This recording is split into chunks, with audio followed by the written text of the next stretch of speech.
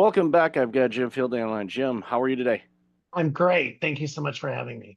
Looking forward to this conversation. You've done some absolutely amazing work so far, and you continue to do so. It's not like, okay, I'm done. So Yeah. why don't you share a little bit about you, and then we'll jump into the conversation. Yeah, I mean, I appreciate you saying that. I mean, I'm committed to lifelong learning and staying constantly curious. And so I don't ever want to be done. And after a great run in retail and media and entertainment with some of the world's largest brands like the Gap and Disney and DreamWorks and 20th Century Fox, I've completely pivoted particularly in the last 2 years. Um, I wrote a book that came out in August of 2023, All Pride, No Ego, and that really gave me the platform to pursue this new life I'm in now. And so officially, as of really January 1st this year, but really last fall, I'm full-time writer, speaker, and now executive coach. I went back to school at Emory, the Goethe Business School, and took two coaching fundamentals and advanced coaching, and now have coaching clients and consulting clients, and I'm writing another book and doing speaking opportunities at conferences and corporations and nonprofit groups. So it's the first time in my life. I mean, I remember talking to my sister and my mom about this. Like, I basically have had a paycheck from someone else since I was 13. My parents believed that we needed to go to work and that my allowance was never going to keep up with my lifestyle. And literally last August 31st was the last time I got a quote paycheck from a corporation and benefits and all that. And so it's really the first time in my life now that I'm 59, getting ready to turn 60, where I'm completely on my own and I'm really enjoying it and meeting fascinating people and doing interesting things. So you're bold to do it, and I commend you for doing it because, there's something energetic and refreshing about it. It's like you're going out Mm, there and you you don't necessarily have a safety net. You do, but you don't. It's like, okay, if for mhm. me to generate revenue, so I have some currency units in my bank account, it's up to me. It was before too, but Mhm. it's a little different now, where you're basically working multiple departments instead of just the sales and consulting side of Yes. things or whatever else. Yes. And I'm guessing, and you mentioned about going back to school and Mm, and the coaching and whatnot. My hunch, and correct me if I'm wrong, is when you're in the class and they're going over some things, did you have that aha moment going, wait, I've been yeah. doing this all along anyway, but now I'm getting the education component afterwards. So, usually it's like usually you learn how to do it, then you do it. Well, in your career, you did it, and now Yeah, I kind of learned you're on the learning. job. Yeah, Yeah, I yeah, learned on you're the learning how job. to do it. Yeah. I give my professors and mentors in that program credit because, like, literally the first module when I started was part of it was the difference between coaching, consulting, therapy, and mentoring. And I realized that I'd been doing all of that. Like, I had gone to therapy, I wasn't a therapist, but I had mentored, I had consulted, and I had coached, but they were really good about putting the boundary walls in between what a good coach was versus a good consultant. And so for me, that honestly was the hardest learning because as a consultant, you're paid to solve a problem. I mean, you're literally hired for a project or a to solve an issue a company has, and 90 days, 6 months, whatever it is, and you have a deliverable. In coaching, it's much more client driven and it's much more iterative, and it kind of takes a lot of different paths. And I had to learn not to be a problem solver because in my first couple practice coaching, and we practiced all the time in the class, I would be like offering solutions immediately because that's how I was programmed. And my coach would be like, no, no, no, right? Like my professor would be like, help your client get to the solutions, help your client transform, help your client unblock. And I love that. And it's actually made me, I think, frankly, a better partner and son and brother and uncle because I'm not just running around solving. And listen, I was in the C-suite and I was a consultant. That's what I was paid for. To your point, I was paid to solve problems. I was paid to drive business, and so I was like making decisions on the fly and going. And in coaching, it's a much different process. It's a much different timeline. And I have a very diverse set of clients, which I love. And so each coaching assignment is very different. You know, each client is different in what they want to accomplish in the assignment. So, but yes, I would have said a year ago I've been coaching forever until I got the academic foundation. It was like, oh, I need to learn some new things, and it was really important to me because, to your point, I could have just gone on LinkedIn and announced I was a coach and started booking people and put up my website. I wanted to do the academic underpinning first. Well, that's it speaks volumes to your character too, because Mm. most people say, "Yeah, I got this. I've been doing Yeah. this. I worked at this consulting firm or whomever, forever. I know what I'm doing, Right. and you would serve your clients well by doing Hmm. that. But the analogy a lot of times, for me, when I think about consulting an organization or coaching, the big thing for me to help remind myself of the same situation is, Hmm. okay, what did they hire me to do? Okay, they hired me to coach them. All right, well, that means I'm on the sidelines.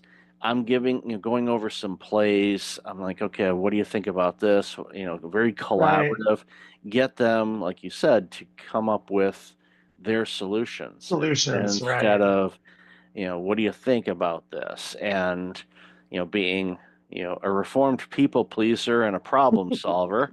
The great book by the late Dr. Harriet Breaker, Disease to Please. I highly recommend it. That is brilliant. I love the title. Yeah, I'm yeah, writing that down. I'm looking yeah, at you, but I'm writing that down yeah. because I It love is that title. that book came out, I think, in the year 2000, so it's a quarter century old, but it's timeless and Yeah. quite quite convicting, if you are a people pleaser, because it calls you out really good. And there's different types of people pleasers, and I thought, well, I'm this, and then after reading that book and Mhm. picking myself up off the floor after it knocked me down, I was like, Yeah. oh wow, I'm actually different. And I reread it every few years just Mm. as a not not so much as a reminder, but Hmm. more of a where am I at now? Yeah, Because almost like a self-assessment. I love yeah, that. yeah. So it's definitely a good book that I recommend to anybody and everybody, because Well, we all do it. it takes a people pleaser to know a people pleaser, right? Like Um, I definitely listen. I'm a firstborn, the first one in my family to go to 4-year college. Like I had a lot of expectations on me, and I was pleasing a lot. I was pleasing parents and grandparents and extended family. And you're right. So I had not heard of that book, so I love that you gave that to me, and I will pick up yeah, that pearl. yeah. I'll share a real quick family story. A late uncle of mine was in our family the first uh, family member to go to college, and Mm. he made some questionable choices and did some crazy things in his life, to the point where when my brother and I, because we were next to go, Yeah. and we saw some of the annex he pulled, I told my parents, I said, I'm kind of afraid to go to college. Why? Is it going to be hard? I said, no, because I don't want to do the crazy stuff that Uncle Joe has done. And Yeah. they said, don't worry. I said, that has nothing to do with academic. So it was like, okay, good, good. Phew. Yeah, But exactly. No, doesn't that's mean I haven't funny. done some crazy things, but hey, it Yeah, happens. right. No, for But sure.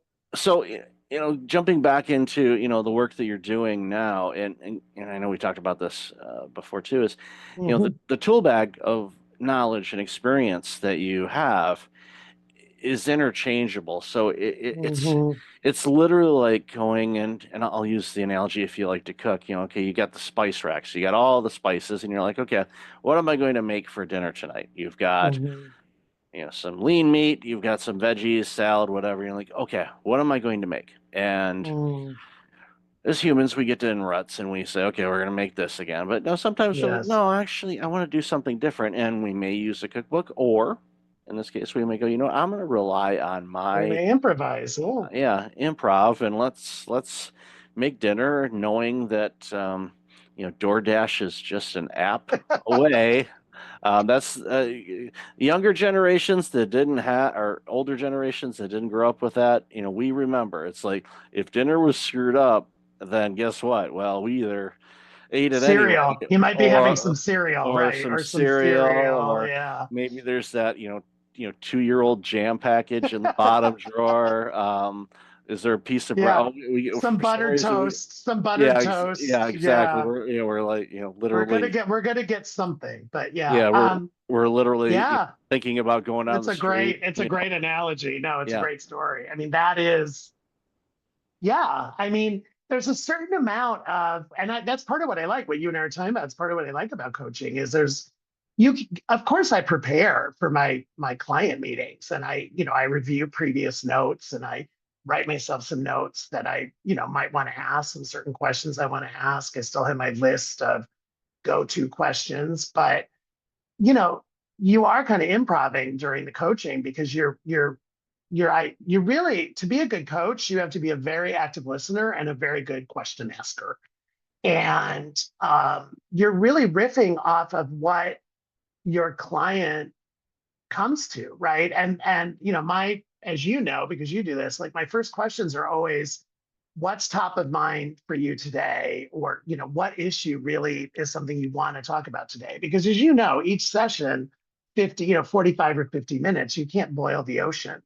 And I think getting the client to focus on what really is the core issue that's affecting them at that moment, right? And that they really want to talk about. And you can't prepare for that. It doesn't matter if you review all your notes and you think you know your client super well, they can surprise you each time. And to your point, I fall back on my 35 plus years of corporate experience and my own coaching. Like I was coached. I had a coach at Disney for 4 years when I was president of Disney Store. I had a coach. He was amazing. And I was the one when my boss at Disney told me I was getting a coach. I thought I had done something wrong, honestly, Michael. Like I was like, oh my gosh, like did I offend somebody or my number's not good? Like I saw it as a negative. And my boss was like, no, no, no, no, we're investing in you because we want you to be a better leader. We want you to grow with us. Once I flipped that switch and realized it was an investment, like it was an unbelievable time. And it was a gift that I had that coach in my life for 4 years. And it's somebody that I'm still in touch with because he helped me transform so much. And absolutely made me a better leader at Disney, a better leader at every future job I had after that. And as I've said before, like a better person, like I think just a better human being. Spent many an hour inside Disney stores with my little ones, and So many lot did. We appreciate you. yeah, lots of positive. One not so positive. My oldest daughter had, the quintessential meltdown, laying on the floor, screaming, crying, kicking her legs to the point where I had to literally carry her out of the store over my shoulder because she was Did we upset. not have something she wanted? That's just too horrible. We already bought her something, Oh, and she oh, wanted I something get else, it. and I told her no, and No is not a that great word in Disney store no, now. no. It's like, upon reflection, it was like next time it was funny because her mom was the reason why we were there, and we were there with a friend of ours because Hmm. my partner at the time, she was holding, kind of like a house thing for selling something. I forget what it was, Mm, but so it's like, all right, well, I'll take Sarah out, and the other two kids were hmm. little enough where they weren't, they were still very young, so it wasn't an Yeah. issue. But it's like, I'll take her. So it's like, all right, let's go to Disney store, and she never acted that way before ever, and so here I am walking with my buddy, and there's a screaming kid walking through the mall, screaming and yelling. I'm surprised people didn't call the cops, thinking I was trying I'd to say turn kidnap it her. turn you into child services. Yeah, it's Yeah. like you're trying to kidnap that child. No, I'm just not buying her yet. Okay, well, She here's the she hint. she has enough aerials, okay? Yes, but here's the hint. It's too late now. But for Yeah. any of your listeners, because I still love Disney Store so much, the area around the cash register are the souvenirs. We call them sous but internally, we literally called them, without being rude, shut up gifts. And they were all like less than $12. And it was, I saw numerous desperate parents and grandparents picking up like a small plush animal or, just something that like a keychain, something that was under 10 or $12. because we saw many a tantrum in Disney store, because you're teaching the kids boundaries, right? And of course, Hmm. we're overstimulating them. Like our job was to give them the best 30 minutes of their day. And so we were like overstimulating them, and there's something everywhere that they look. So we weren't always a parent's best friend. Well, I get that, but no, I was thinking as you were mentioning that, I remember, in the back of the stores, they always had a Disney movie playing on. It used to be on the smaller televisions, Always, and yes. then the bigger screens and stuff like that. And I often thought it's like, it'd be nice if they had the, the funding and the staffing to say, this is kind of like a kid drop off at IKEA where basically, and I'll use this pen, it's like this is the thing that pages you to let you know it's time to pick up your Yes. kid. Um, I was one of those parents that probably ignored the page and like I didn't feel anything. Yeah, I'm I I'm got gonna it. I'm gonna squeeze another Something's 15 wrong. minutes out of Yeah. this. Yeah. Meanwhile, the poor staff's like, it's like I don't know. For some reason, it wasn't working. Yeah. No, it was It working quite well. definitely, I was you're ignoring it. quite smart, Michael. Yeah. We thought about it. And it's funny because on Disney Cruise Line, they have that. I mean, Disney Yep. Cruise Line, they have Kids Club, Yep. and you drop your kid off and you get a wristband, or now it's an app. But yeah, we thought about it. And by the way, we had parents do it without it being official either. Like all of a sudden we'd look up and we'd be like, whose children are those? Right. And Yeah. we'd be like trying to match the child, and all of a sudden the Hmm. mom would come back carrying like a Banana Republic bag or an Ann Taylor Hmm. bag. And we'd be like, oh, okay, now we're Uh, reuniting them. But we had, exactly. of course, you can imagine, we had not lost children or missing children protocols, but uh, we had standards and operating procedures for Oh yeah. matching parents to children for sure. Yeah. No. If it's ran by Disney, there's going to be protocols and Uh, systems and we didn't miss it on that. We knew how to do that. exactly. So going forward, so what I always ask people, and I don't ask the 5-year plan because the last five Um, years, who the heck could have planned any who of could have that? planned those? Yeah, But so now that you've you both feed in and you're working with people, what are some of the things that is there any like common, if anything, common things that businesses are looking for help on? for I know. sure. Okay, so I'd love to hear what your thoughts are on that. I mean, I'd say my three biggest topics, Michael. One is management and communication and team building in these new hybrid work environments, right? The return to work. Part of my staff is remote, part of my staff is hybrid, part of my staff is in the office. How do I do it? And for many of us in my generation, we grew up as physical leaders where basically our teams were in an office. Even if you managed multiple offices, you could still go to the office. And I'd say that's one area I'm spending a ton of time on. I think the other clients I'm attracting are people who are in a certain stage in their life. So I don't want to say a certain age, but more of a certain stage of what's next? How long am I going to keep doing this? Like, do I want to consult? Do I want to slow down? Do I want to maybe go teach? Like, these moments where, running companies, running a division, running a corporation is not easy and is very tiring. And they're not ready to quote retire, but I mean, there's almost like most people don't like that word. Most people don't like retirement. They like changing gears or something like that. And then I'd say the other thing, it really is kind of belonging, inclusion, DEI 2.0. Like what do these programs look like? I mean, there's obviously been in the news lately that there's been a lot of rollbacks. President Trump announced that we're rolling it back at a federal level in the federal government. However, the reality is there's a business imperative to manage situationally and manage diversity because our teams, I mean, you look at the demographics of the United States in particular in 5 years, to your point, or 10 years, we're becoming a more diverse population. We're not becoming less diverse. And so, regardless of what is legally required or mandated or directed, most executives I'm working with see the business imperative to manage diversity and manage situationally. And also, I'm spending a lot of time on the generational differences. I hear a lot about, oh, Gen Z is so hard to manage, or Gen L, whatever's after Gen Z, or Gen Y, or, these millennials. And I'm like, okay, but that's again managing diversity because each generation is different. And I guess the fourth one, if I had to throw one in, is the impact of AI. I mean, we're in an AI age, and Where is it going to help your business? Is it going to hurt your business? How do you harness it for efficiency and effectiveness? Um, how do you not be afraid of it in some cases? So I'd say those are pretty much the themes that I'm working. Yeah, and definitely plenty of work in all of those arenas. Yeah. And, I saw the headline this morning. I forgot where it was, what article it was, or what resource it was from, but it touched on DEI and diversity. And to your point, Hmm. yeah, 5 to 10 years, our country will be more diverse, and even to the point where they said it because of the diversity. Everybody thinks, okay, well, you've got, people from this background or this Hmm. faith or Hmm. LGBTQ, Q, whatever. right. Yeah, so any of those things. But the thing that it hammered home, and I hadn't seen this, at least Mm. across to me as before, is in many of these situations, the new immigrants and new citizens to our country and all of that stuff are not coming from Western civilization. Mm-mm. Mm-mm. So what that does, and this is my perspective, and why Hmm.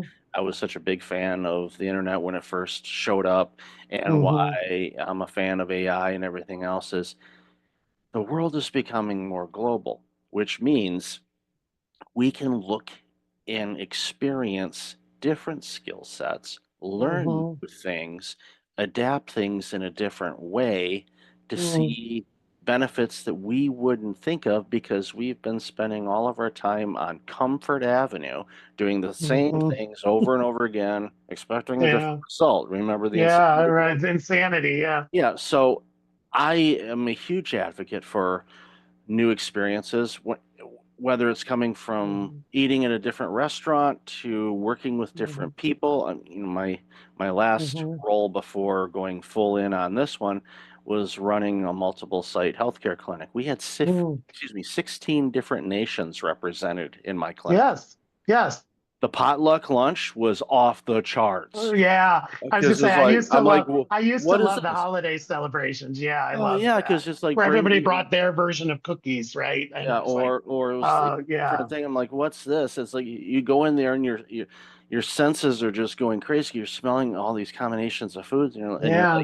you're like, crap. I said, I can eat maybe a plate, and there's like 10 plates worth of food here. It's I like so. know, I Yeah, know. we had to retool it because there was so much leftover food. Thankfully, there's a place, a charity just down the street, so they were able to take all the food and they were fed Yeah. amazingly, and it was like so it worked out well. But all of these things Yeah. opens things up, and for those companies that are looking at that, going, I know 5 years down the road things may look a little different. It's perfect that they're doing that now instead Oh, of for sure. I'm a big proactive person. I'd rather be Right. proactive than reactive, because Right.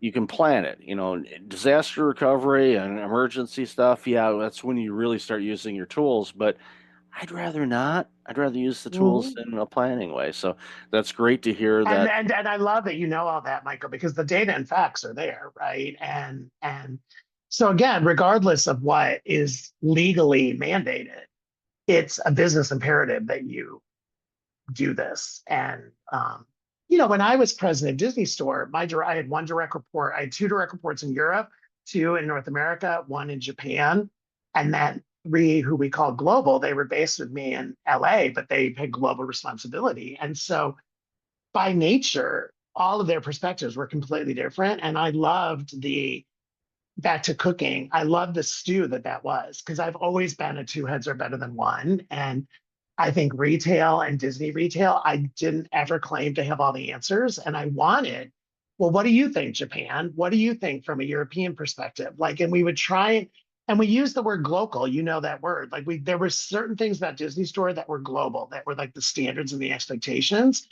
But we also enabled local execution and local adaptation. So it made sense for the Japanese guest or the Italian guest or the German guest or the Mexican guest. And I loved that about our team, that we literally embraced the word local. And that was how I led. There were listen, every store was going to have Mickey Mouse. Every store was going to have the princesses. There were certain things that were non-negotiable. But, depending on the market, there was a lot of local execution. Yep, and I Glad to. experienced that. Yeah, I experienced that in the various places that I, would visit or live, and going to Hmm. the Disney store. We had Disney Store fans that would literally they were at our peak. We were in 14 countries. I knew of people who were going to visit us in each one of those countries and like buying a plush or buying a pin Oh yeah. and or a snow globe. Hmm. And I'd run into them all the time when I was president, and I loved them. And they would tell me the good, bad, and the ugly of their experiences. But it's kind of the same thing with the Disney parks. Like, there's parks in China, there's parks in Paris, there's parks in Japan, there's parks in Florida, and there's parks in California. And each one is Disney through and through, but they're also localized to that market Yeah, and that's what makes them special from across the board. So, for love, sure. love this conversation, Jim. Where can people find out more about you and contact? Yeah. The easiest is my website, hijimfielding.com, just hijimfielding.com. LinkedIn, I'm Jim Fielding, really easy to find. And it is me, I say, in this land of AI. If you contact me, DM me, it's going to be me. It's not a bot that's answering you. And those are the two best places, LinkedIn uh, and the website. And then the book, All Pride, No Ego. You can find that at Amazon, any of your local bookstores, Amazon, Alstora. It's also, I did record the audiobook. I get asked that a lot. So it's like me talking to you for almost 7 hours, if you can handle that. You can do it in small doses. But yeah, I read the book and it was a great experience. Awesome. Definitely have all that information in the show Yeah. notes. And I listen to audiobooks at 2x speed, so it'd only be 3.5 hours. So, for both, I'd sound like Jiminy Cricket, but okay. there are some voices you can do that, and there are some voices I don't where, know if mine is. I'm gonna try that now. That's yeah, on my to-do well, list. yeah, there's some that for some reason I can't hear it, but my dog is going nuts for some reason. So, I'm uh, afraid I might be setting off your dog. I'll have to try that. there you go. We'll give it a shot and let you know. So, thanks again, Yeah, Jim, for your time today. Really appreciate such it. a pleasure. Thank you.